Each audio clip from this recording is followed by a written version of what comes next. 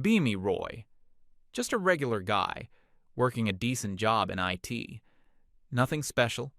I keep to myself, have a few solid hobbies, and a close circle of friends. For a while, I thought I had a good thing going with my girlfriend, Miriam. We'd been together for a couple of years.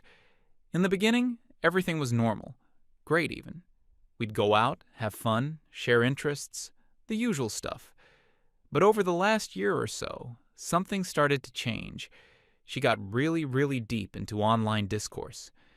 Every conversation we had started to feel like a lecture.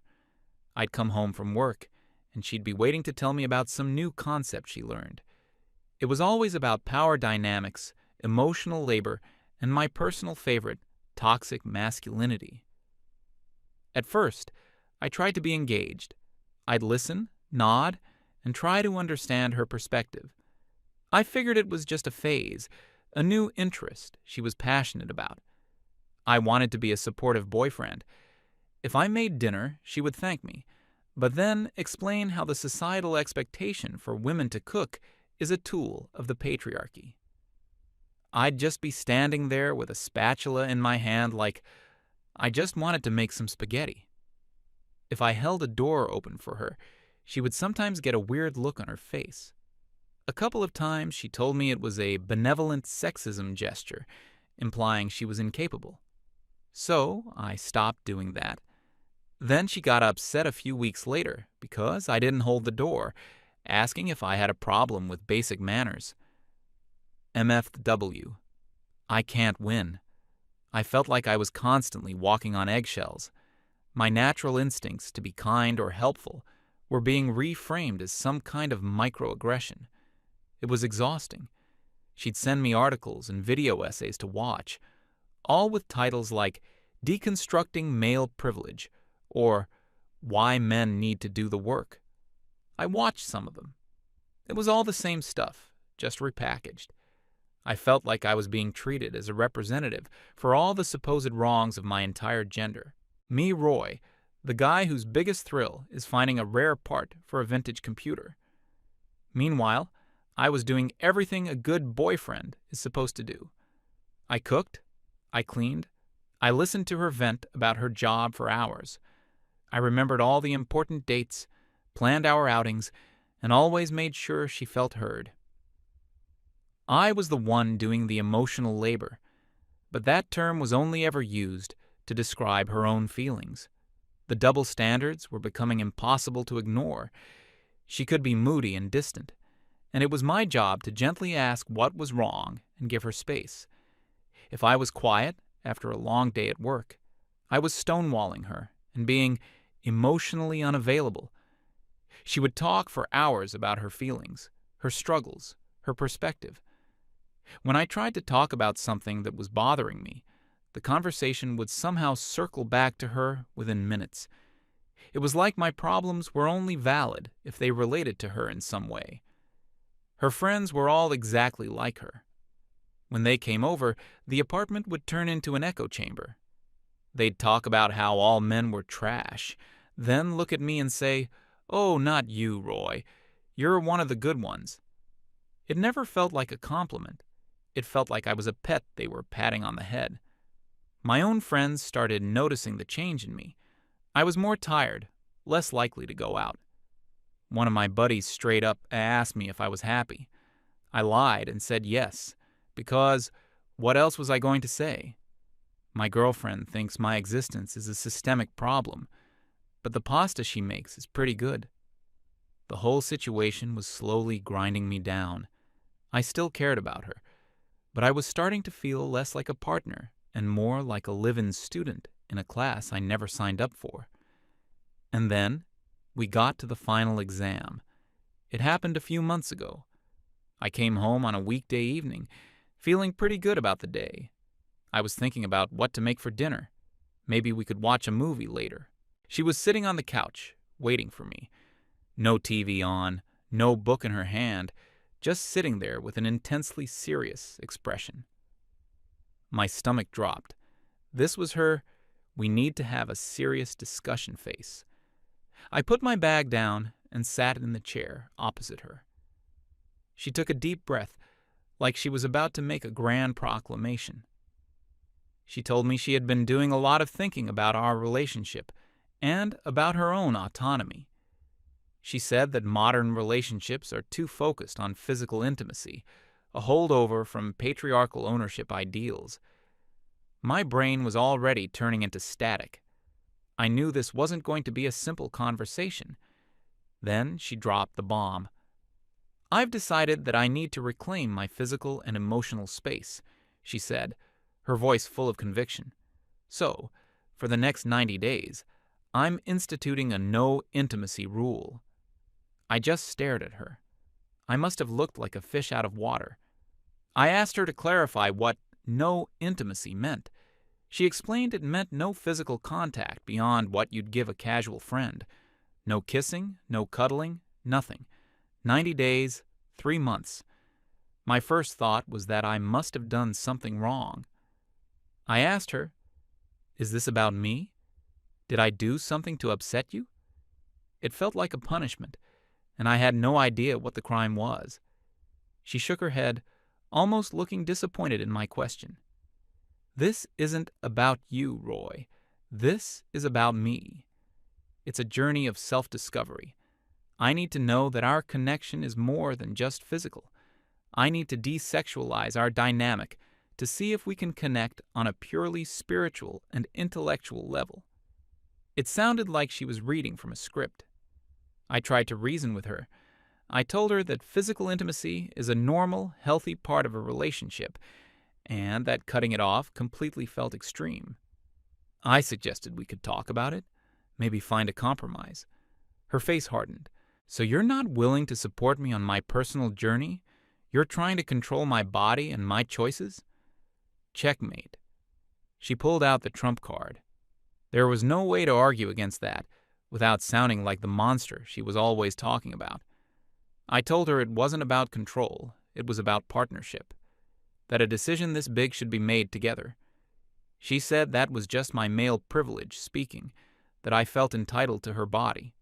The conversation was over before it began. It was an ultimatum, not a discussion. Her final word on the matter was, "If you truly respect me and our relationship, you will honor my boundary without question." I felt completely powerless. She had framed it in a way that any resistance from me would be proof of the very toxic masculinity she was supposedly fighting against. It was a genius trap, I had to admit. So I just sat there and nodded. "Okay," I said. "I understand. I will respect your decision."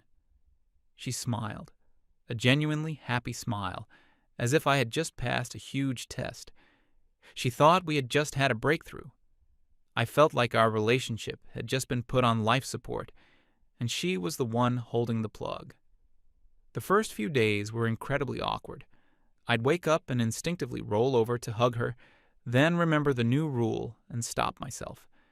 I'd come home and go to kiss her hello, then have to awkwardly divert into a weird half-wave. She seemed perfectly fine with it all. She was cheerful, almost glowing. She told her friends that I was being incredibly supportive and was doing the work to be a better partner. Her friends looked at me with a new level of approval. I was the good boy who followed the rules. Inside, I was miserable. It wasn't about the lack of physical contact itself.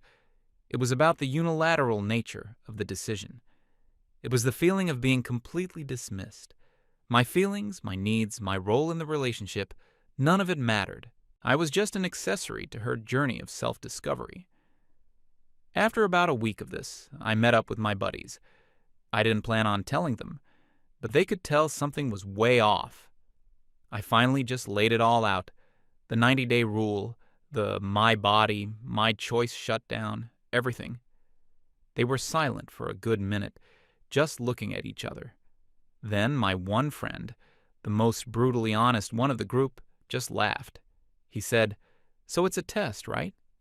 She's expecting you to beg. She wants you to spend the next 3 months chasing her like a desperate puppy, proving how much you want her, so that, at the end of it, she can grant you the privilege of her affection." And when he said it like that, It was like a light bulb went on in my head. He was absolutely right. This wasn't about her journey. It was a power play. It was the ultimate test of compliance. She didn't want a partner. She wanted a subject who would orbit around her. Another friend chimed in, "You have two choices, man. You can play her game and be miserable, or you can just not play." I asked what he meant. "She set the rules," he explained. "She wants no intimacy? Fine. Give her no intimacy, in any form. She drew a line in the sand. Don't cross it. In fact, take 10 steps back from it and see how she likes the view." We talked for another hour, and the more we discussed it, the clearer my path became. I wasn't going to be angry or resentful. I wasn't going to be passive-aggressive. I was going to comply.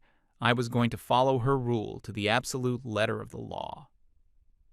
I went home that night with a strange sense of calm. The game was afoot. The next morning, the change began. I woke up first, got ready, and left for work. I didn't wake her up or say goodbye. I sent her a text, but it was different. Instead of, "Hey, have a great day, love you," it was just, "I've left for work, have a good day." It was polite. It was informative. It was completely devoid of intimacy. At work, I focused entirely on my projects. I didn't text her during my lunch break to see how she was doing. Why would I? That felt like an act of emotional intimacy, and the rules were clear. That evening, I came home. She was on the couch, on her laptop. She looked up, expecting me to come over and kiss her on the forehead like I used to. I just gave her a small smile and a nod. "Hey." Then I went straight to my room to change and put my stuff away. I didn't ask her about her day. I didn't volunteer information about mine. Later, I went to the kitchen to make myself dinner, just for myself. I made a single serving of chicken and rice. She came into the kitchen a few minutes later, looking confused. "Oh, I didn't realize you were cooking. What are we having?" "I'm just making something for myself," I said, not looking up from the stove. "I wasn't sure what your plans were." The look on her face was a mixture of surprise and slight irritation. She ended up ordering takeout. We ate in the same room, but in silence. After dinner, I cleaned my plate, put it in the dishwasher, and went to my office to work on one of my hobby projects. I didn't suggest we watch a movie together. I didn't ask if she wanted to talk. I was just there, a roommate, a polite, quiet, and completely disconnected roommate. This was the pattern for the next 2 weeks. I was a ghost in my own apartment. I stopped planning weekend trips. I stopped buying her little gifts or snacks I knew she liked. I stopped initiating any and all forms of non-essential communication. All my texts were logistical. "I'll be home late tonight. Don't forget to pay the internet bill." The emotional side of our relationship, the part I had been single-handedly maintaining for months, was completely shut down. And the funniest part? For the first week or so, she seemed to love it. She told her friends that I was finally giving her the space she needed. She wrote a long post online about the importance of setting boundaries in relationships and how empowering it felt when your partner respected them. She was basking in the glory of her successful power move.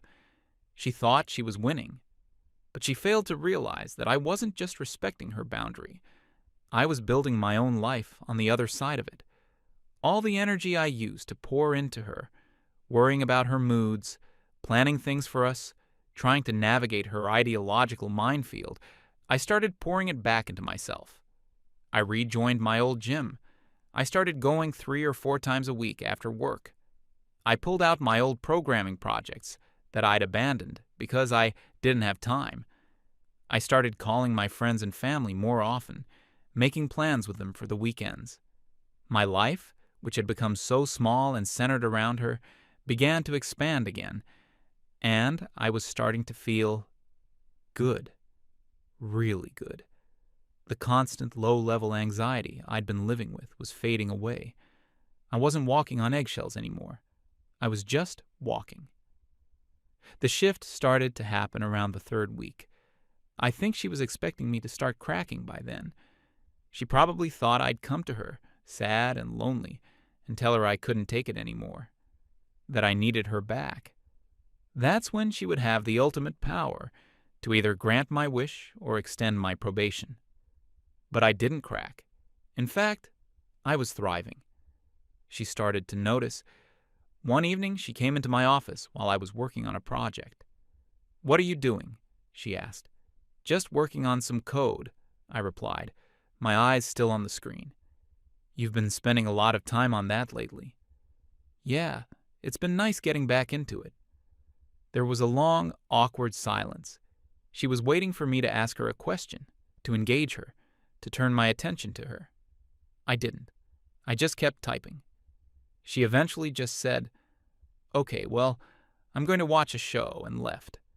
I could hear the disappointment in her voice. The dynamic had flipped. For years, she had been the center of the universe, and I was the planet in her orbit. Now, my planet was spinning off into its own solar system, and she was left standing there, realizing the gravity was gone. She started to be the one to initiate conversations. She'd ask me about my day at work. I'd give her a brief, polite summary. It was fine, busy, solved a server issue. Then I wouldn't return the question. Why would I? Asking about her day was an act of intimacy. It was a way of showing I cared about her emotional state, and intimacy was off the table, per her own rules. I was just being a good partner and respecting her boundaries. She started trying to find ways to get my attention. She would complain loudly on the phone to her friends about something, clearly hoping I would overhear and come comfort her. I'd just put on my headphones. She started asking for my help with things she could easily do herself. "Roy, can you come open this jar for me?" I would go, open the jar, hand it back to her, and leave without a word. I was being helpful, but not emotionally engaged. I was a tool, a utility, which, ironically, is how she had been making me feel for months. The frustration was starting to build in her. I could see it. Her cheerful, empowered facade was starting to crack. She had expected me to be the one suffering, but I was doing better than ever. She was the one who was lonely. She was the one feeling the silence in the apartment. She was the one who had initiated a 90-day period of no intimacy, only to discover that she was the one who couldn't handle it. The irony was so thick you could cut it with a knife. The real turning point came about a month and a half in. I had just come home from the gym. I felt great, had a good workout. I was walking to the shower when she stopped me in the hallway. She looked at me, up and down, and said, "Wow, you've been working out a lot. You look really good." It was the first compliment she had given me in months, and it was a clear attempt to breach her own rule. It was a test. She was dangling a piece of intimacy in front of me to see if I would bite. I just gave her a neutral smile. "Thanks. I've been feeling better since I started going again." I didn't return the compliment. I didn't use it as an opportunity to start a conversation. I just acknowledged it and started walking toward the bathroom again. "Wait," she said. She stepped closer and reached out to touch my arm. The moment her fingers made contact, I took a small but deliberate step back. I didn't flinch or act disgusted. I just created space. I looked at her, then down at her hand, and then back at her face with a calm, slightly confused expression. "Is everything okay?" I asked. Her hand dropped to her side. She looked stunned. I was just," she stammered. I gave her a patient look. "I'm just trying to be respectful of the boundary you set, that's all. You said no physical intimacy." I said it in a perfectly calm, reasonable tone. I wasn't being a jerk. I was being a model boyfriend, according to her own new standards. I was holding her accountable to the very rule she had imposed on me. The look on her face was a masterpiece. It was a mix of pure shock, anger, and a dawning, horrified realization. The realization that her little test, her power game, had backfired in the most spectacular way possible. She had lost control, not just of me, but of the entire situation she had created. She just stood there, speechless, as I nodded politely and walked into the bathroom, closing the door behind me. I leaned against the door and let out a long, slow breath. For the first time in a very long time, I felt like I had my power back. And I hadn't gotten it by fighting or arguing. I had gotten it by simply agreeing with her.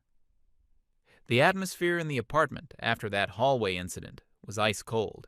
She didn't speak to me for 2 solid days. It was a heavy, angry silence. Very different from the quiet, peaceful silence I had been enjoying. I just went about my business. Gym, work, hobbies, repeat. I didn't push her to talk. I didn't apologize. What was there to apologize for? I was playing by her rules. When she finally did speak, it was an ambush. I was in the kitchen getting a glass of water, and she came in and just stood there, arms crossed. She told me I was being childish and cruel. She said that no intimacy was obviously not meant to be taken so literally, that I should have understood the nuance. I just looked at her and asked, "What nuance? You said no physical contact. You said you wanted space. I'm giving you space. I'm respecting your boundary. Isn't that what you wanted?" I was genuinely asking. I wanted to hear her explain how no actually meant yes, but only when I wanted. She got flustered. She said I was using her words against her and twisting her meaning. She claimed this whole experiment was meant to strengthen our emotional connection, but I had used it as an excuse to completely check out. I calmly replied that it's hard to build an emotional connection with someone who has put up a giant wall and explicitly told you not to come near it. I told her that an emotional connection requires effort from both people. I had been providing all that effort for years. For the last month and a half, I had stopped, and the connection vanished. To me, that proved it was never a two-way street to begin with. She hated that. She had no logical comeback, so she resorted to accusations. She told me I was emotionally stunted, that I was a perfect example of toxic masculinity, unable to handle a relationship that wasn't centered on my own physical needs. It was almost comical. I was the one who had spent years listening, comforting, and supporting. She was the one who had unilaterally withdrawn all affection based on a trend she saw online. But somehow, I was the toxic one. I didn't even argue. I just said, "Okay, if that's what you think," and walked away. Her little tantrum had zero effect. It was like watching a child scream at a brick wall. That's when her tactics shifted. If guilt wouldn't work, maybe jealousy would. She started talking on the phone with her friends, always a little louder when I was in the room. She'd laugh a lot and mention some guy's name. "Oh my God, Michael from work said the funniest thing today." She would casually mention that an old college friend, a guy, had messaged her out of the blue and wanted to catch up. She was watching me, looking for a reaction. A flicker of anger, a tightening of the jaw, anything. She got nothing. One time she told me directly. Michael asked if I wanted to get drinks with a few people after work on Friday. I was reading a book. I looked up from the page and said, "That's cool, have fun." And then I went right back to my book. The silence that followed was deafening. I could feel her staring at the side of my head. She was expecting me to ask who Michael was, to tell her I wasn't comfortable with it, to show some sign of possessiveness. But I didn't care. Genuinely. The Roy from 2 months ago would have been anxious and insecure. But the new Roy, the one who had rediscovered his own life, just didn't have the energy to care about her manufactured dramas. If she wanted to go get drinks with another guy, what was I going to do? Tell her she couldn't? After she had spent a year lecturing me about control and autonomy, I was being the perfectly secure, non-toxic boyfriend she always claimed she wanted. And it was driving her absolutely insane. By the time we entered the 3rd and final month, the apartment was a psychological war zone. Her desperation was palpable. The games stopped. The veiled threats and hints were replaced with a sad, pathetic kind of pleading. She started trying to do things for me again. She'd make my favorite dinner. I'd thank her politely, eat it, and then go back to my own world. She'd ask if I wanted to watch a movie that she knew I liked. I'd decline, saying I had plans to catch up with a friend online. Every attempt she made to bridge the gap was met with a polite but firm adherence to the rules, her rules. One evening, she broke down completely. She started crying right there in the living room. She told me she missed me. She missed us. She said she made a mistake, that this whole 90-day thing was stupid, and that she wanted it to be over. This was it. The moment she was supposed to have all the power. The old me would have melted. I would have rushed to comfort her, told her it was all okay, and everything would have gone back to the way it was. But I wasn't the old me anymore. I sat there and listened until she was finished. Then I said in the calmest voice I could manage, "I understand that you're upset, but we made an agreement, and there are only a few weeks left. I think we should see it through to the end, just like we planned." I weaponized the word "we," as if this had ever been a joint decision. Hearing me say that, hearing me refuse to end the experiment that she had created, absolutely broke her. It was the ultimate role reversal. She was now the one begging for intimacy, and I was the one holding the line, citing boundaries and agreements. She looked at me with a kind of horror in her eyes. I think in that moment she finally understood. She finally realized that I wasn't playing a game anymore. I wasn't trying to punish her. I was just done. The 90-day clock wasn't a countdown to our reunion. It was a countdown to my departure. The last 2 weeks were quiet. She had given up. She was just drifting around the apartment like a ghost. She barely spoke to me. All the fight had gone out of her. During that time, I made my arrangements. I found a new apartment on the other side of town. I signed the lease online and started packing my things discreetly, putting boxes in the back of my car when she wasn't home. I packed my important documents, my sentimental items, my hobby stuff. I was detaching my life from hers, piece by piece. It felt good. It felt right. I wasn't even angry at her anymore. I just felt a profound sense of clarity. She had given me the greatest gift imaginable, a 90-day free trial of a life without her, and I had no intention of renewing the subscription. Then, the final day arrived, day 90. The experiment was officially over at midnight. On the morning of day 91, I woke up feeling a strange sense of peace. I walked into the kitchen, and she was already there. She had made a huge breakfast. Pancakes, eggs, bacon, everything. She was dressed up, wearing makeup. She smiled at me, a fragile, hopeful smile. "Morning," she said, her voice trying to be cheerful. "I made breakfast to celebrate." "Celebrate what?" I asked, pouring myself a coffee. "It's over," she said. "We did it. The 90 days are done." I took a sip of my coffee and then sat down at the table across from her.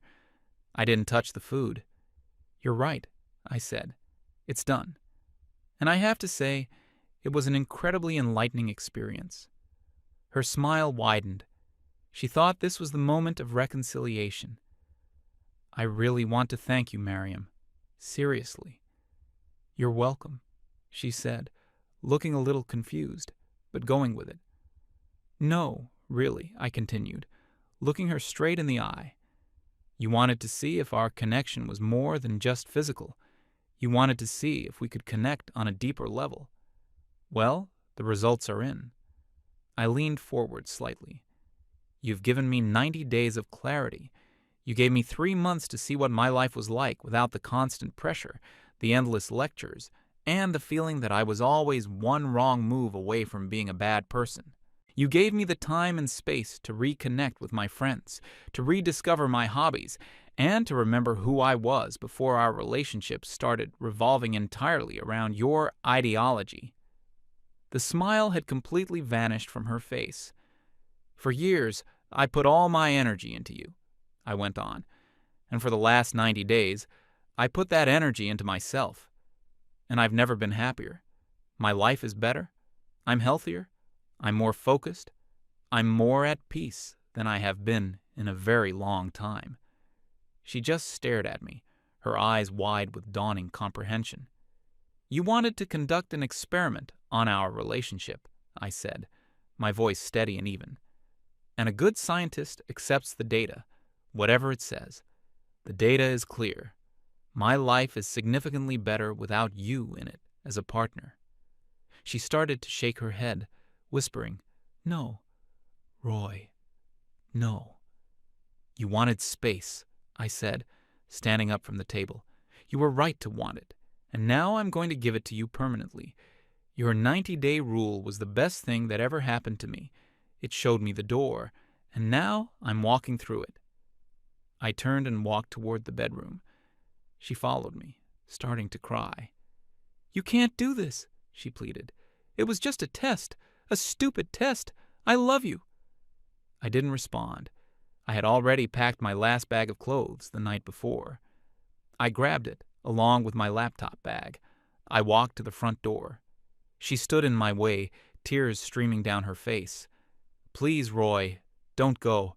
I'm sorry. I was wrong. I looked at her one last time, not with anger or hatred, just with a kind of sad finality. The problem, Mariam, is that you don't think you were wrong. You just think you lost. Goodbye. I gently moved past her, opened the door, and walked out. I didn't look back. As I walked to my car, I could hear her starting to scream inside the apartment. It was a raw, ugly sound of someone who had played a stupid game and lost everything. I got in my car, put my bags in the passenger seat, and started the engine. I pulled out of the parking spot, and as I drove away, I blocked her number. I blocked her on every social media platform we had. A clean break. I drove for about 10 minutes, and then I pulled over to the side of the road, and I just sat there. I didn't cry. I didn't laugh. I just felt light. The weight that I had been carrying on my shoulders for years was finally gone. The constant need to please, to anticipate, to appease, gone. The feeling of being judged and graded every single day, gone. She wanted to start a 90-day experiment to see if I was worthy of her. But in the end, the only thing the experiment proved was that she wasn't worthy of me. And I have never, ever regretted that decision. My life has been my own ever since, and it's been pretty damn good.